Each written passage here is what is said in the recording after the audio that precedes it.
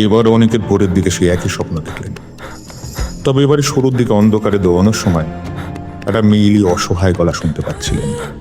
শুধু বুঝতে পারছিলেন না গলাটা কার, শিলা না অনিন্দিতা, যেটা একটা মাত্রায় স্বপ্নটাকে দুঃস্বপ্নে পরিণত করল। সে একইভাবে এবার উনি দাঁড়িয়ে পড়লেন। মাথার ওপর থেকে ধূমকেতু যাওয়া শুরু করলো। আলো ঠিকরে বেরালো। এবার শুধু সে আলো এগিয়ে এলে তিনি অন্ধ হয়ে গেলেন না, একটা অবয়ব দেখতে পেলেন। অনেকে ভীত আড়ষ্ট কণ্ঠে প্রশ্ন করলেন, কে? কোনো উত্তর এলো না। পরিবর্তে আলো নিভে যেতে থাকলো।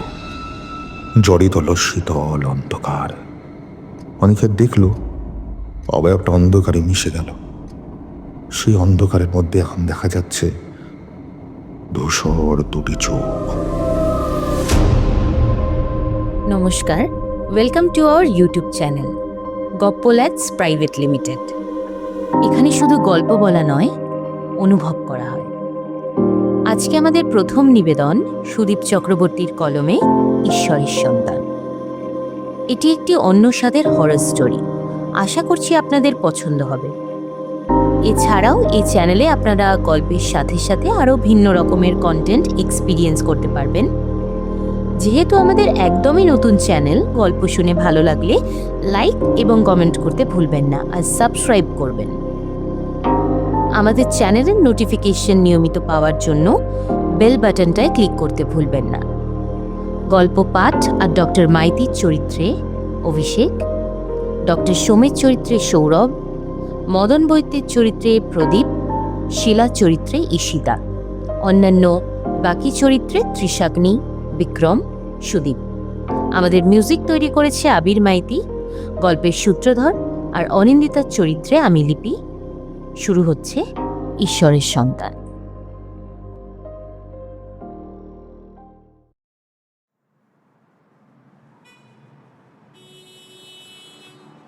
ধরুন আপনি কলকাতা মেডিকেল কলেজের একজন জুনিয়র ডাক্তার। প্রায় 16-17 ঘন্টা টানা ডিউটি করার পর হোস্টেলের দিকে যাচ্ছেন একটু শান্তির ঘুমের জন্য। তখনই হঠাৎ করে আপনার কানে এলো যে একটা 13 থেকে 14 বছরের বাচ্চা মেয়ে বলছে তার পেটে নাকি ঈশ্বরের সন্তান পালিত হচ্ছে। তখন আপনি কি করবেন? অবাক হবেন, হাসবেন, না পুলিশ ডাকবেন? অবিশ্বাস্য হলেও আজ দুপুরে ঠিক এই ঘটনারই সাক্ষী হয়েছে কলকাতা মেডিকেল কলেজ। দুপুর ঠিক 12টা নাগাদ পেশেন্ট শিলা বৈদ্য এবং তার বাবা মদন বৈদ্য মেডিকেল কলেজের গাইনোকোলজি ডিপার্টমেন্টে প্রবেশ করে। প্রথমে মেয়েকে এক কোণে দাঁড় করিয়ে মদন বৈদ্য ডাক্তার খুঁজতে চলে যান। আর ঠিক তখনই একজন নার্স মেয়েটিকে একা দেখে জিজ্ঞাসা করে, এখানে একা দাঁড়িয়ে আছো কেন? কোনো পেশেন্টের সাথে দেখা করতে এসেছো? তাতে শিলা অনায়াসে উত্তর দেয়, না, আমি তো ভর্তি হতে এসেছি। কেন? কি হয়েছে তোমার? আমার পেটে ভগবান আছে তো, তাই। কি? পেটে ভগবান? প্রথমে নার্সটি হেসে ফেলল। মদন বৈদ্য যখন একজন জুনিয়র ডাক্তার নিয়ে উপস্থিত হন এবং বলেন, এত আমার মেয়ে এই এনেছি 13 বছর বয়স, অন্তঃসত্ত্বা হয়ে গেছে, একটু দেখুন না। তখন পুরো গাইনোকোলজি ডিপার্টমেন্টে একটা হুলস্থুল কাণ্ড বেঁধে গেছে।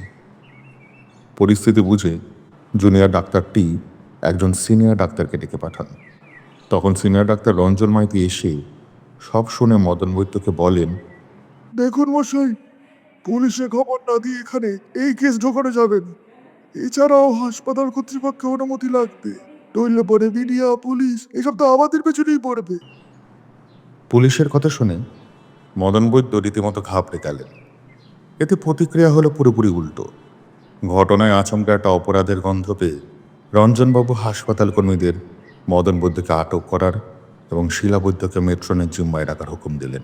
এদিকে মদন বৈদ্য সবাইকে আকুতি মিনতি করতে লাগলেন যে পুলিশ ডাকার আগে অন্তত তার বক্তব্য যেন একটু পুরো শোনা হয়।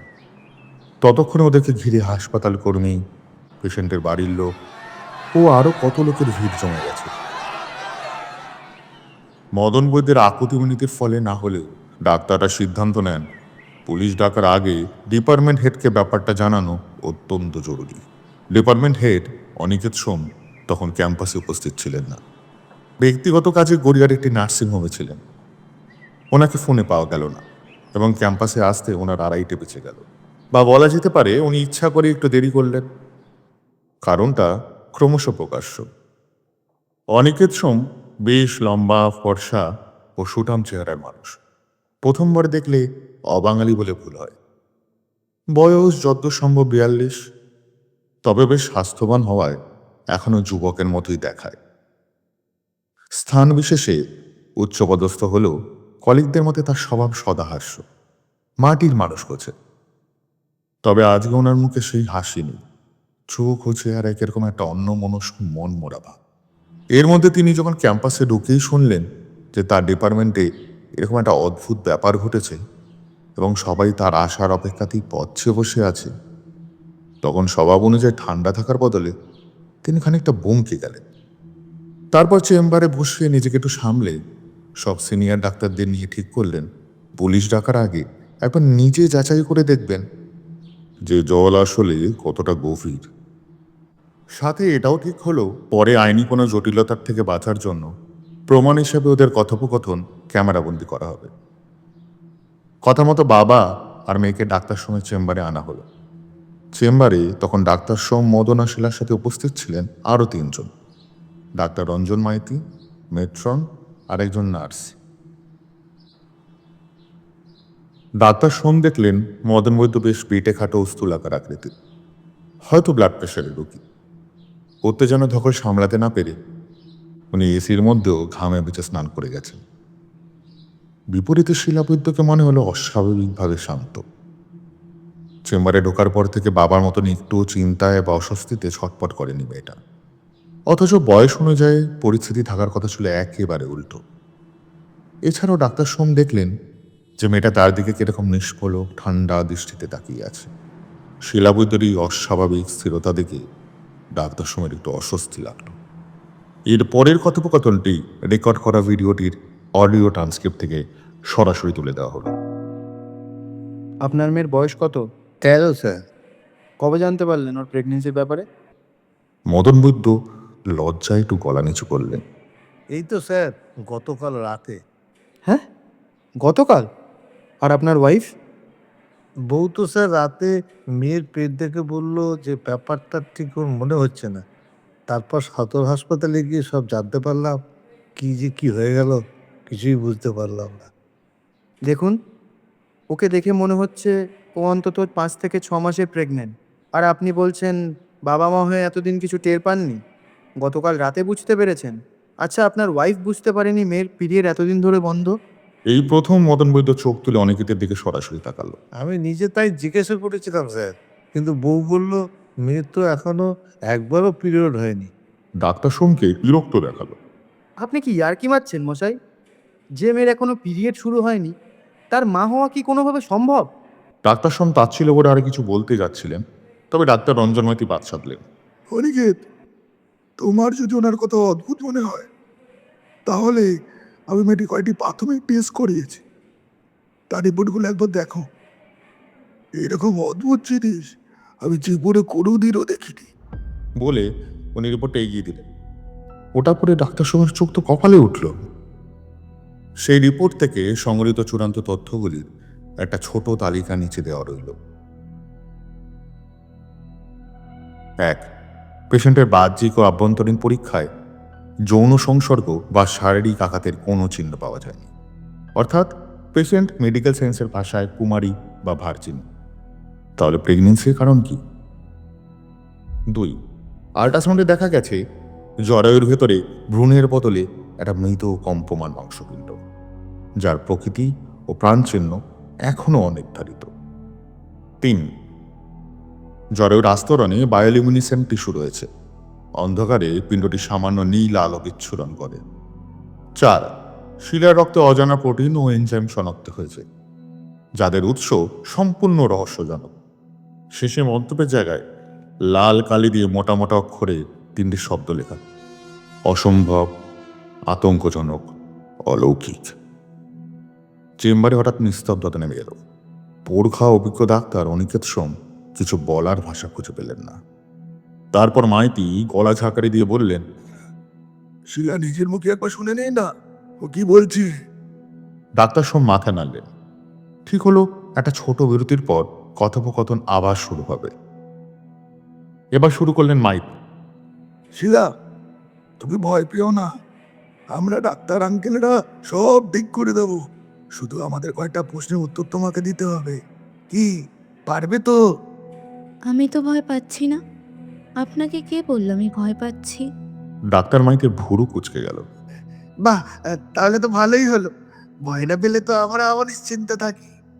বোঝা গেল উনি শিলার এই আচমকা উত্তরের জন্য প্রস্তুত ছিলেন না, তাই কথার খেই হারিয়ে ফেলেছেন।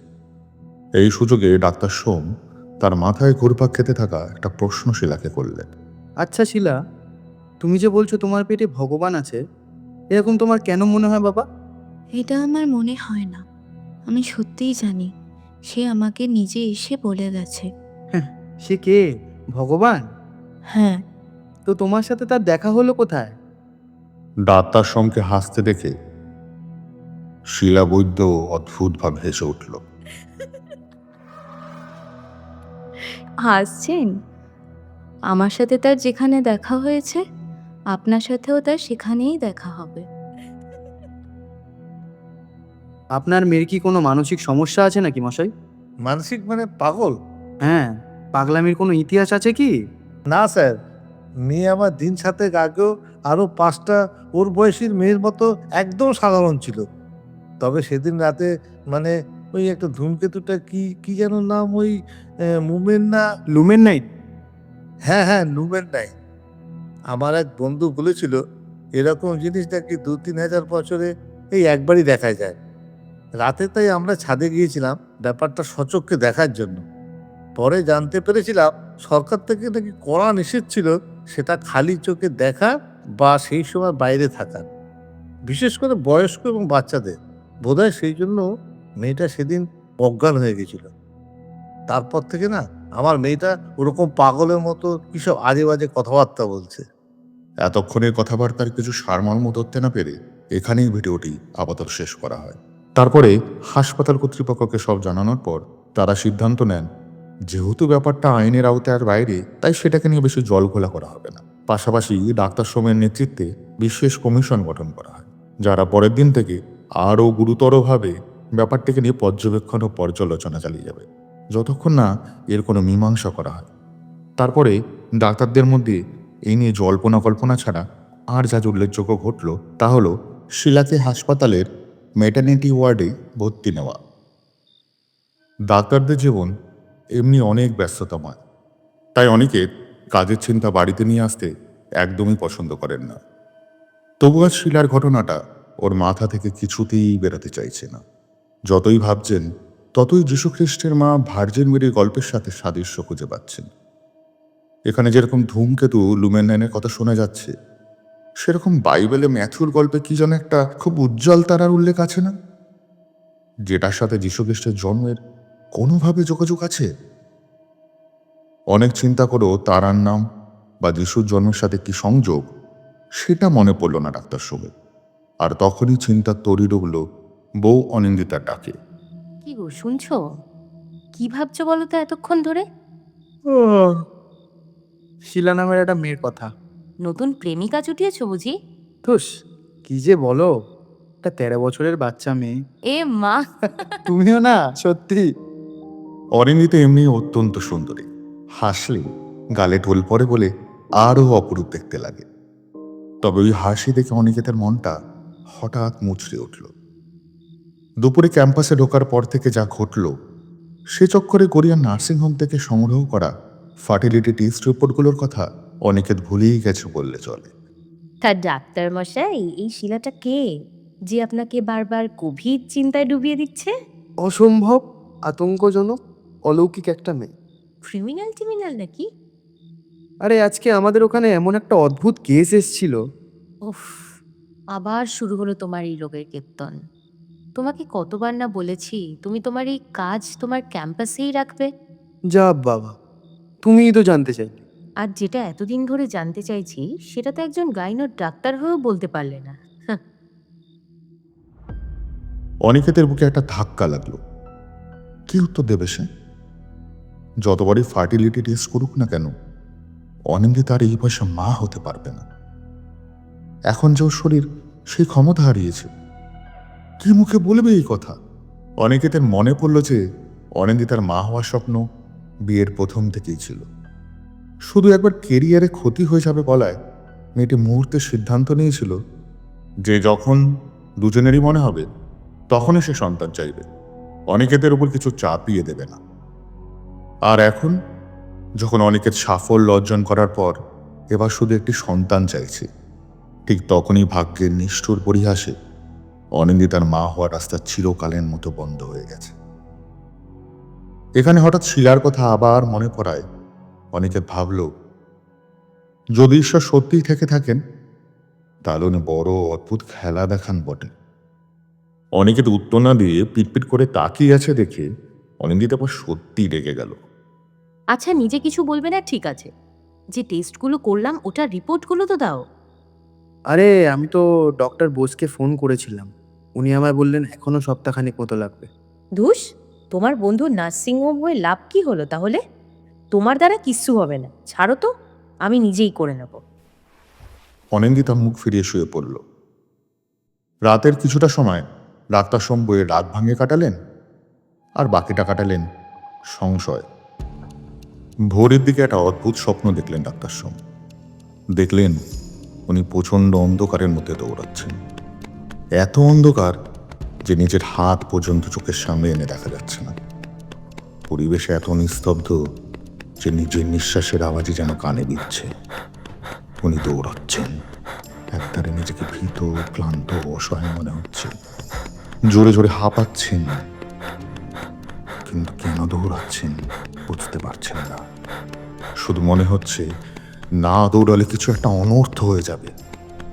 ঠিক তখনই অনিকেতের মাথার ওপর, যেখানে আকাশ থাকার কথা, সেখান থেকে একটা রক্তিম অগ্নিপিণ্ড বেরিয়ে এলো। সেটি আকাশ ছিঁড়ে উত্তর থেকে দক্ষিণে ধেয়ে চলল প্রচণ্ড বেগে। ছেড়ে যেতে থাকলো সাপের লেজের মতো নীলছে একটা আলোর রেখা। একটা অদ্ভুত নীলাভ আলোয় এতক্ষণ অন্ধকার গর্ভে থাকা আকাশ ফুটে উঠল যেন। অনিকেত নিজের অজান্তেই বলে উঠলেন, লুমেন নাইন। অনিকেত দাঁড়িয়ে পড়েছিলেন। হঠাৎ লক্ষ্য করলেন যে ধূমকেতুটা থেকে একটা আলোর বলয় যেন ঠিকরে বেরিয়ে আসছে তারই দিকে। তিনি দৌড়াতে চেষ্টা করলেন, কিন্তু পারলেন না। বলয়টা ওর দিকে প্রচণ্ড গতিতে এগিয়ে আসতে থাকলো। তীব্র আলোয় ঝলসে গেল অনিকেতের চোখ। তখনই অনিকেতের ঘুমটা ভেঙে গেল। পরের দিনের ঘটনাগুলো ঘটে চলল দ্রুত গতিতে। ডাক্তার সোম ভোরেই হাসপাতালের উদ্দেশ্যে রওনা দিলেন। তিনি পৌঁছে আবিষ্কার করলেন শিলার পেট আগের তুলনায় অনেকটা বেড়ে গেছে। এরকম পেটের আকৃতি সাধারণত 6 থেকে 7 মাসের মাঝামাঝি থাকা অন্তঃসত্ত্বা মহিলাদের মধ্যে দেখা যায়। এরপর ভ্রূণের বদলে থাকা মাংসপিণ্ডটি আরেকবার পরীক্ষা করার জন্য আল্ট্রাসাউন্ড করার সময় সে মেশিনটি গড়বড় করা শুরু করলো। প্রথমে কয়েকবার পেটের ভিতরে ছবি এলো না, আর তারপরে মেশিনটি বন্ধ হয়ে গেল। এরকম বেশ কিছুবার হওয়ায় এবারে আরো আধুনিক মানের আল্ট্রাসাউন্ড করা হবে ঠিক করা হল। সরাসরি বর্ণনা না দিলেও বলে রাখা দরকার যে এই আল্ট্রাসাউন্ডটি একজন পরিণত মহিলার জন্য বেদনাদায়ক। তবে ডাক্তার সোম লক্ষ্য করলেন শিলা এরকম পরিস্থিতিতেও স্থির, যেন ওর কোনো ব্যথাই লাগছে না। এই আল্ট্রাসাউন্ডটির একটি বিশেষ বৈশিষ্ট্য হলো এতে রিয়েল টাইমে পেটের ভেতরের ছবি, ভিডিও এবং সাউন্ড তিনটি পর্যবেক্ষণ করা যায়। শিলার পেটের ভেতর থেকে যে ছবি, ভিডিও ও অডিও পাওয়া গেল তা ডাক্তার মহলের রীতিমতো চাঞ্চল্য সৃষ্টি করে দিল। অনেকজন অভিজ্ঞ ডাক্তারও পরামর্শ দিতে এসে স্বীকার করলেন যে তারা কোশ্মিনকালও এরকম কিছু দেখেননি বা শোনেননি। আলোচ্য ছবি ও ভিডিওতে দেখা গেল সেই মাংসপিণ্ডটির আকার বদলে গিয়ে একটি পরিণত ভ্রূণের মতন হলেও সেটি সাধারণ মানব ভ্রূণের তুলনায় বেশ বড়। অস্বাভাবিকভাবে এই ভ্রূণের কক্সিস অথবা টেলবোনের জায়গায় একটা গোটানো ছোট লেজ আছে। এছাড়াও মাথার সামনের দুই পাশে কপালের একটু ওপরে অতিরিক্ত দুটি হাড় আছে, যাকে শিং বলে অনুমান করলেও ভুল কিছু বলা হবে না। অডিওতে হৃদস্পন্দনের মতোই একটা বিট পাওয়া গেল, যা সাধারণ মানবভ্রূণের হৃদস্পন্দনের তুলনায় প্রতি মিনিটে প্রায় দ্বিগুণ। শুনলে মনে হয় হৃৎপিণ্ড এক্ষুনি ফেটে বেরিয়ে আসবে। এরই মধ্যে শিলা প্রায় যেচেই ডাক্তার সঙ্গে সে কিভাবে ঈশ্বরের সন্তান পেল সেটি বলে।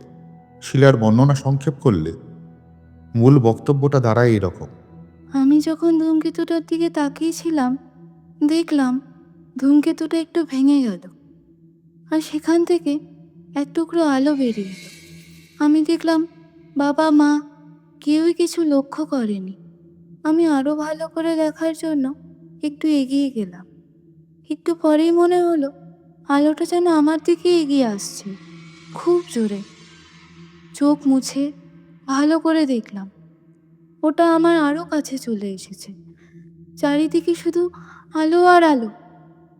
তারপর আমার আর কিছুই মনে নেই। সেদিন থেকেই প্রতি রাতেও আমার কাছে আসে, আমার সাথে কথা বলে। শেষ কথাগুলো শিলা এমন করে বলল যে ডাক্তার সোমের মনে হলো কথাগুলো অনেক দূর থেকে আসছে।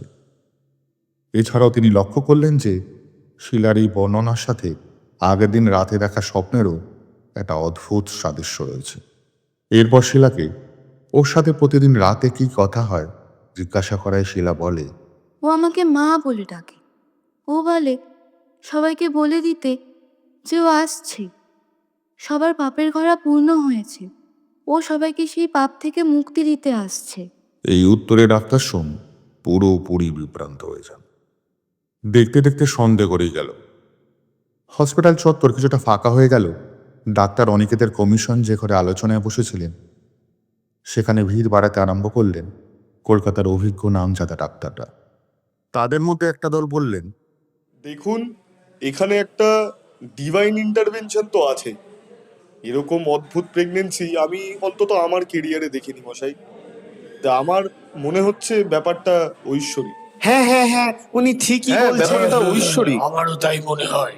এবং আরেকটা দল বললেন, কোন ঈশ্বরের মাথায় আপনি দুটো শিং দেখেছেন বলুন তো? আমি বলছি ব্যাপারটা ডেমনিক, মাথায় দুখানে শিং আছে, অবিশ্বাস্য ব্যাপার সব। একদম ঠিক বলেছেন। একদম ঠিক, একদম, ঠিক, আমিও ঠিক, সহমত। একদম ঠিক বলেছেন। আচ্ছা আচ্ছা, আপনারা শান্ত হন, শান্ত হন। আমরা এই বোর্ড মিটিংটা বসিয়েছি এটার কনক্লুশনে আসার জন্যই। আপনারা একটু শান্ত হয়ে বসুন। কিন্তু ডাক্তার সোমেদের কারোর মধ্যে ছিলেন না। তিনি, ডাক্তার মাইতি ও আরও কয়েকজন সমমনস্ক ডাক্তার ছিলেন মেডিকেল সায়েন্সের পক্ষে। তারা মনে করলেন এটিই বোধহয় বিবর্তনের নতুন কোনো মোড়। তারা ভবিষ্যতে কেসটিকে নিয়ে কি করা যায় তা নিয়ে চিন্তায় ডুবে রইলেন। শেষমেশ ঠিক হলো যে ভ্রূণটি যতই দানবিক দেখতে হোক না কেন, সেটিকে বাঁচিয়ে রাখা হবে যাতে পরবর্তীকালে সেটির ওপর পরীক্ষা নিরীক্ষা চালানো যায় এবং একটি নিশ্চিত উত্তর পাওয়া যায় যে আসলে কি ঘটছে। এখানে মদন বৈদ্য একটা নতুন সমস্যা হয়ে দাঁড়ালো। তাকে ইতিমধ্যেই আজকের উদ্ঘাটিত সব তথ্য জানানো হয়েছিল। ভদ্রলোক তো ভ্রূণের আল্ট্রাসাউন্ড ইমেজটি দেখে বললেই চলে প্রায় ভিড়মিয়ে খেয়ে গিয়েছিলেন। তারপর থেকে উনি ক্রমাগত আকুতি মিনতি করে চলেছেন যে কদর্য জিনিসটি অর্থাৎ ভ্রূণটিকে যেন নষ্ট করে ফেলা হয়। অন্যান্য অনেক অভিজ্ঞ ডাক্তারদের মতোই ওনার মতেও ঈশ্বর কোনোদিনও ওরকম দানবিক দেখতে হতে পারেন না। তারপর মদন বৈদ্য যখন ডাক্তারদের সিদ্ধান্ত জানতে পারেন তখন তিনি শিলাকে মেডিকেল কলেজ থেকে নিয়ে যাওয়ার জন্য উদ্যত হয়ে পড়েন। এরপর শুরু হয় ডাক্তার সোমসহ আরও অনেক ডাক্তারের আকুতি মিনতির পালা। অনেক করে বোঝানোর পরও মদন বৈদ্যকে তার সিদ্ধান্ত থেকে টলানো গেল না। একসময় তো ডক্টর মাইতি বিরক্ত হয়ে ফাঁকা ভয় দেখাতে জানেই বলেছে, শুনুন, এরকম অবদ্ধতা করলে আমরা কিন্তু আপনাকে পুলিশে দিতে পারি, আগের মতো আটকেও রাখতে পারি। এতে মদন বৈদ্য খুব জোরের সাথে বলেন যে, শুনুন, ভয় দেখিয়ে আমাকে বেশিক্ষণ আটকে রাখতে পারবেন না স্যার। আপনারা যদি এই কাজ না করতে পারেন আমি আর অন্য কোথাও যাব। সেখানেও যদি না পারে আমি নিজেই ওই জঘন্য জিনিসটাকে নষ্ট করে দেবো। ডাক্তার সোম একবার শেষ চেষ্টা করলেন। এখন যদি ভ্রূণটা নষ্ট করা হয় তাহলে আপনার মেয়ের অনেক বড় ক্ষতি হবে।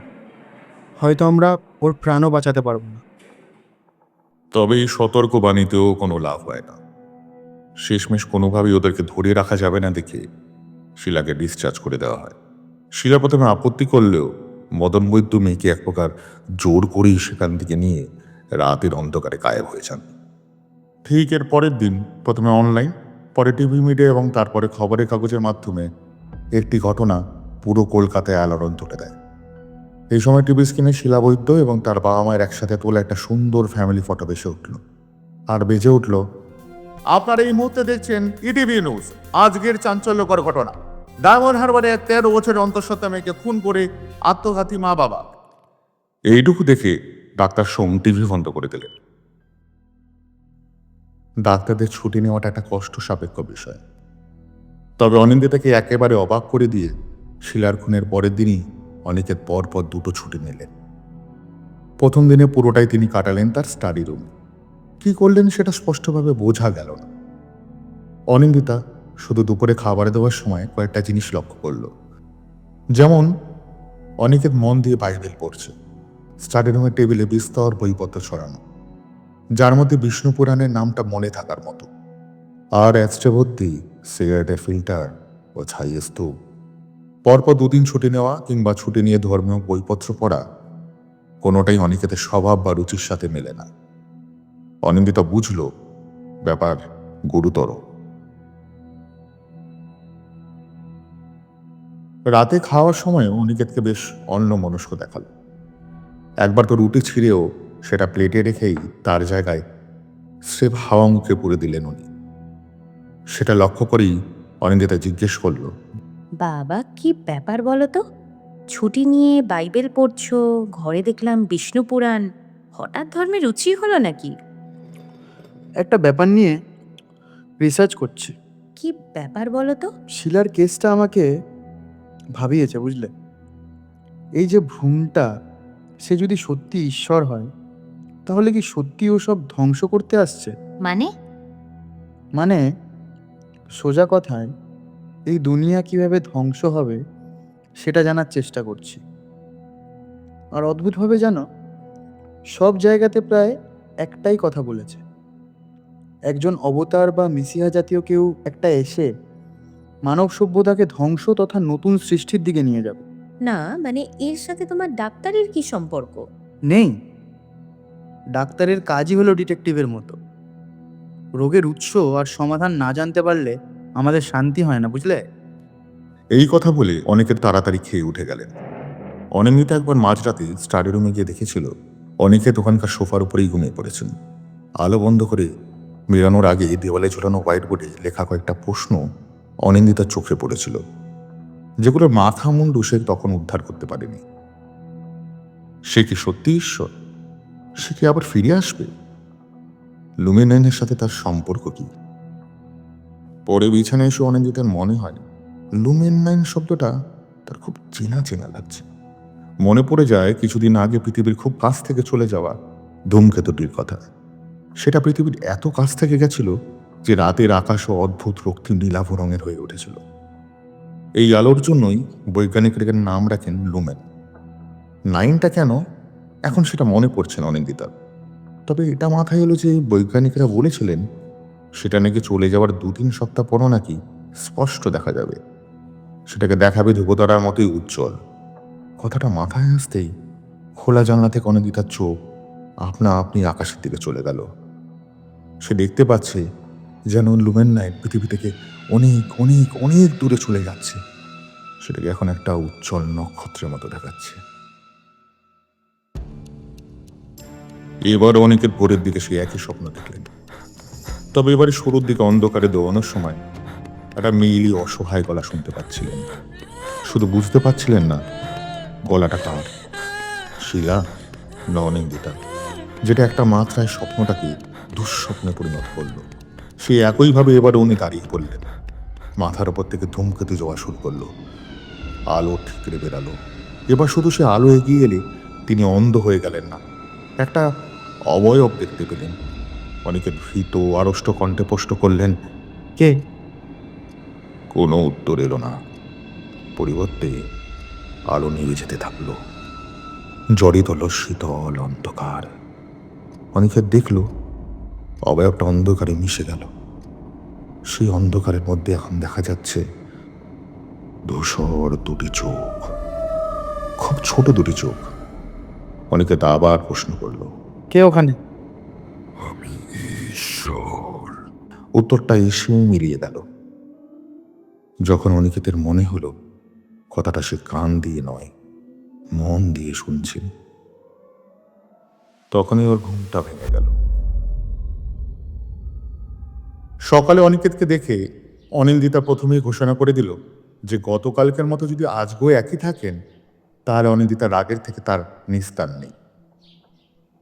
এছাড়াও অনিন্দিতা তাকে জরুরি কিছু একটা জানাতে চায়, আর সেটা একমাত্র বিকেলে গঙ্গার ঘাটে বেড়াতে নিয়ে গেলেই অনিন্দিতা বলবে।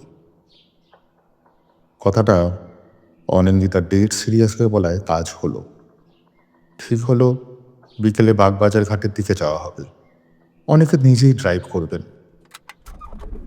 ড্রাইভ করার সময় অনেকে ঠিক করে নিল, আজ যদি অনিন্দিতা ফার্টিলিটি টেস্টগুলোর ব্যাপারে জানতে চায়, যার সম্ভাবনা প্রবল, তাহলে অনেকে সত্যি কথাই বলবেন। যদি ঈশ্বর সত্যিই থেকে থাকেন, আর যদি সত্যিই তিনি সব ধ্বংস করার জন্য আবার এই ধরনীতে আসতে চান, তাহলে ধ্বংসের আগে অন্তত পক্ষে সত্যি বলে মরাটাই অনিকেতের শ্রেয় বলে মনে হলো। ঘাটে কিন্তু অনিন্দিতা এসব জানতেই চাইল না। উল্টে সে যেটা জানতে চাইল সেটা খুব সাধারণ। একটা সত্যি কথা বলবে অনিকেত? তুমি আমাকে বিশ্বাস করো তো? হ্যাঁ, কেন বলো তুই? কারণ আমি যেটা তোমাকে বলবো সেটা তোমার শুনে এখন অবিশ্বাস্য মনে হবে। আরে বাবা, তুমি একবার বলেই দেখো না। আমি না অনিকেত কাল ভোরে একটা অদ্ভুত স্বপ্ন দেখেছি। বিশ্বাস করবে কিনা জানি না, সেই স্বপ্নটা আজ সকালে সত্যিও হয়েছে। এখনো ভাবলে গায়ে কাঁটা দিচ্ছে আমার। বলে না, ভোরের স্বপ্ন। একটা চেনা আশঙ্কায় অনিকেতের বুক কেঁপে উঠল। উনি বিচলিত কণ্ঠে বললেন, দাঁড়াও দাঁড়াও, এক সেকেন্ড। কি স্বপ্ন আগে সেটা বলো। আমি আমি স্বপ্নে একটা ধূমকেতু দেখলাম, জানো? সেখান থেকে একটা আলো আমার কাছে যেন ছুটে এলো। আলোটা আমাকে বলল, মা আমি এসে গেছি, তোমার চিন্তা নেই। বলতে গিয়ে অনিন্দিতার চোখে আনন্দে জল চলে এল। এদিকে ডাক্তার সোম টের পেলেন ওনার নিজের নিঃশ্বাসের শব্দই এখন ওর কানে বিচ্ছে। অনিন্দিতা সেটা লক্ষ্য না করে বলে চলল, জানো তো অনিকেত, কাল না আমি একটা টেস্ট করিয়েছিলাম। সেখানে কি দেখলাম জানো অনিকেত? আমি প্রেগনেন্ট। অনিকেত। ডাক্তার সোম চোখ বন্ধ করলেন।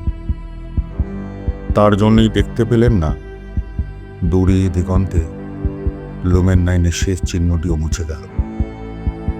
আর কোথাও বহু দূরে মহাবিশ্ব নিঃশব্দে আবার নিজের ভারসাম্য ঠিক করে নিল।